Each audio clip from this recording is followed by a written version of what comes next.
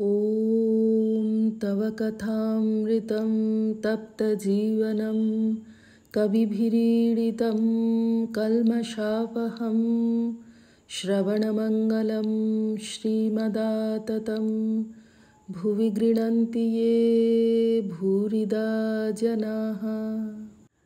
কাশীপুর বাগানে ভক্ত সঙ্গে ঠাকুর শ্রী রামকৃষ্ণ 1886 13ই এপ্রিল।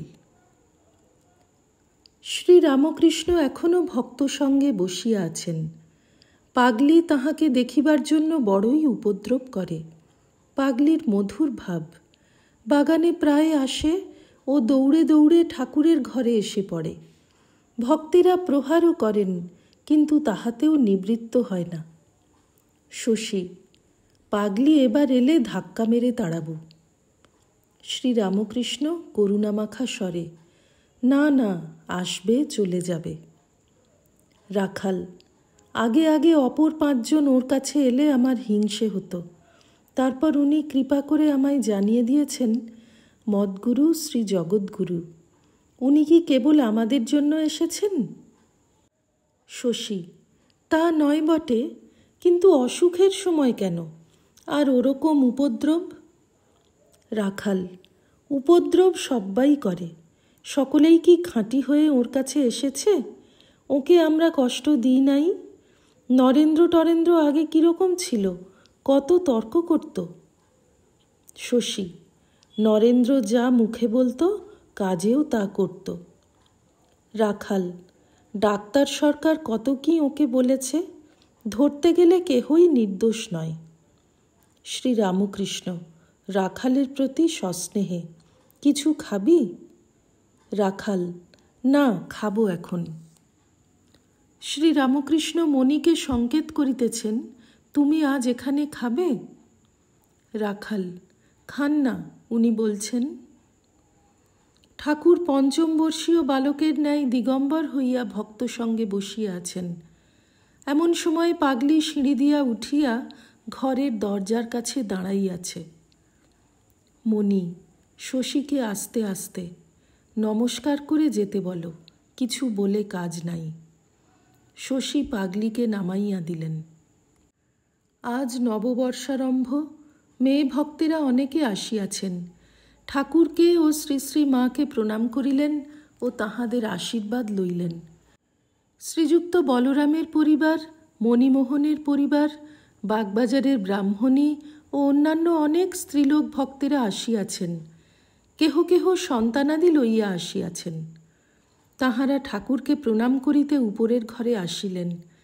কেহ কেহ ঠাকুরের পাদপদ্মে পুষ্প ও আবির দিলেন। ভক্তদের 2টি 9-10 বর্ষের মেয়ে ঠাকুরকে গান শুনাইতেছেন। জুড়াইতে চাই কোথায় জুড়াই, কোথা হতে আসি কোথা ভেসে যাই, ফিরে ফিরে আসি কত কাঁদি হাসি, কোথা যাই সদা ভাবি গোতাই। গান: হরি হরি বলরে বিনে। গান: ওই আসছে কিশোরী, ওই দেখ এলো তোর নয়ন বাঁকা বংশীধারী। গান: দুর্গা নাম জপ সদা রসনা আমার, দুর্গমে শ্রী দুর্গা বিনে কে করে উদ্ধার। শ্রী রামকৃষ্ণ সংকেত করিয়া বলিতেছেন, বেশ, মা মা বলছে। ব্রাহ্মণীর ছেলে মানুষের স্বভাব। ঠাকুর হাসিয়া রাখালকে ইঙ্গিত করিতেছেন, ওকে গান গাইতে বল না। ব্রাহ্মণী গান গাইতেছেন, ভক্তেরা হাসিতেছেন। হরি খেলবো আজ তোমার সনে, একলা পেয়েছি তোমায় নিধু বনে। মেয়েরা উপরের ঘর হইতে নিচে চলিয়া গেলেন। বৈকাল বেলা। ঠাকুরের কাছে মণি ও 2-1টি ভক্ত বসিয়া আছেন। নরেন্দ্র ঘরে প্রবেশ করিলেন। শ্রী রামকৃষ্ণ ঠিকই বলেন, নরেন্দ্র যেন খাপখোলা তলোয়ার লইয়া বেড়াইতেছেন। নরেন্দ্র আসিয়া ঠাকুরের কাছে বসিলেন। ঠাকুরকে শুনাইয়া নরেন্দ্র মেয়েদের সম্বন্ধে যৎপরনাস্তি বিরক্তিভাব প্রকাশ করিতেছেন। মেয়েদের সঙ্গ ঈশ্বরলাভের ভয়ানক বিঘ্ন বলিতেছেন। শ্রী রামকৃষ্ণ কোনো কথা কহিতেছেন না, সকলেই শুনিতেছেন। নরেন্দ্র আবার বলিতেছেন, আমি চাই শান্তি, আমি ঈশ্বর পর্যন্ত চাই না। শ্রীরামকৃষ্ণ নরেন্দ্রকে এক দৃষ্টে দেখিতেছেন, মুখে কোনো কথা নাই। নরেন্দ্র মাঝে মাঝে সুর করিয়া বলিতেছেন, সত্যং জ্ঞানমনন্তম। রাত্রি 8টা। ঠাকুর শয্যাতে বসিয়া আছেন, দু একটি ভক্তও সম্মুখে বসিয়া। সুরেন্দ্র আপিসের কার্য সারিয়া ঠাকুরকে দেখিতে আসিয়াছেন, হস্তে 4টি কমলালেবু ও 2 ছড়া ফুলের মালা।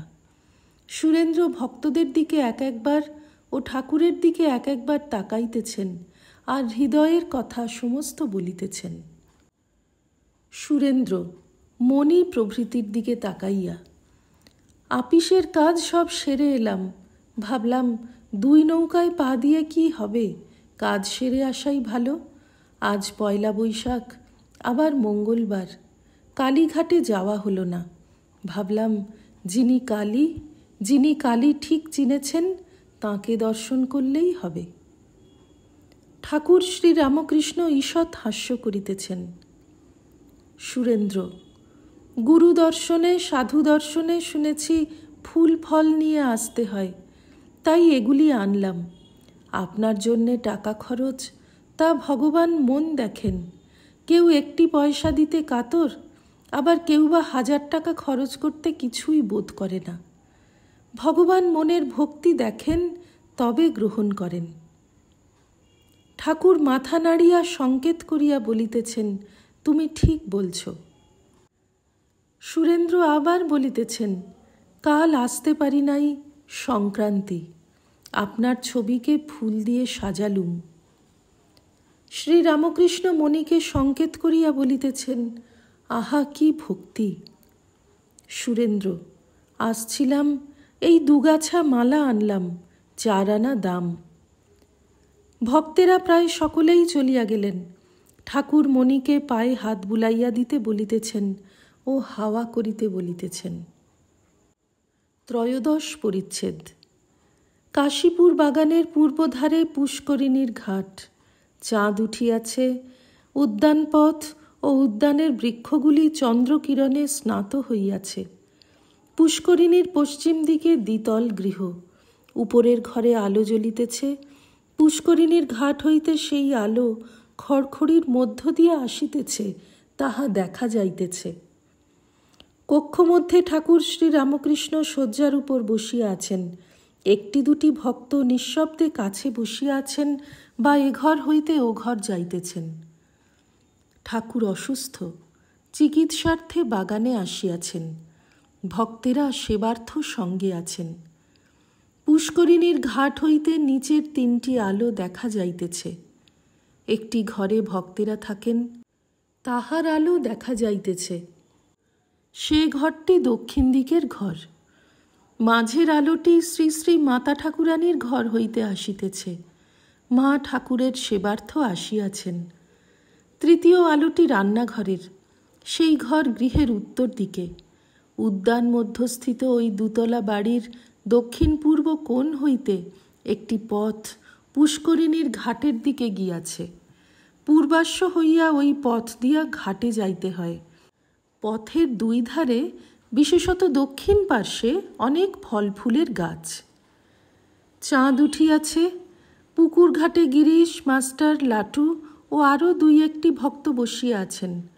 ঠাকুরের কথা হইতেছে। আজ শুক্রবার, 16 এপ্রিল 1886, 4 বৈশাখ 1293, চৈত্র শুক্লা ত্রয়োদশী। কিয়ৎক্ষণ পরে গিরিশ ও মাস্টার ওই পথে বেড়াইতেছেন ও মাঝে মাঝে কথাবার্তা কহিতেছেন। মাস্টার, কি সুন্দর চাঁদের আলো, কতকাল ধরে এই নিয়ম চলছে। গিরিশ, কি করে জানলে? মাস্টার, প্রকৃতির নিয়ম বদলায় না, আর বিলাতের লোকেরা নূতন নূতন নক্ষত্র টেলিস্কোপ দিয়ে দেখেছে, চাঁদে পাহাড় আছে দেখেছে। গিরিশ, তা বলা শক্ত, বিশ্বাস হয় না। মাস্টার, কেন? টেলিস্কোপ দিয়ে দেখলে ঠিক দেখা যায়। গিরিশ, কেমন করে বলবো ঠিক দেখেছে? পৃথিবী আর চাঁদের মাঝখানে যদি আর কোনো জিনিস থাকে, তার মধ্যে দিয়ে আলো আস্তে আস্তে হয়তো অমন দেখায়। বাগানে ছোকরা ভক্তেরা ঠাকুরের সেবার জন্য সর্বদা থাকেন। নরেন্দ্র, রাখাল, নিরঞ্জন, শরৎ, শশী, বাবুরাম, কালী, যোগিন, লাটু ইত্যাদি তাহারা থাকেন।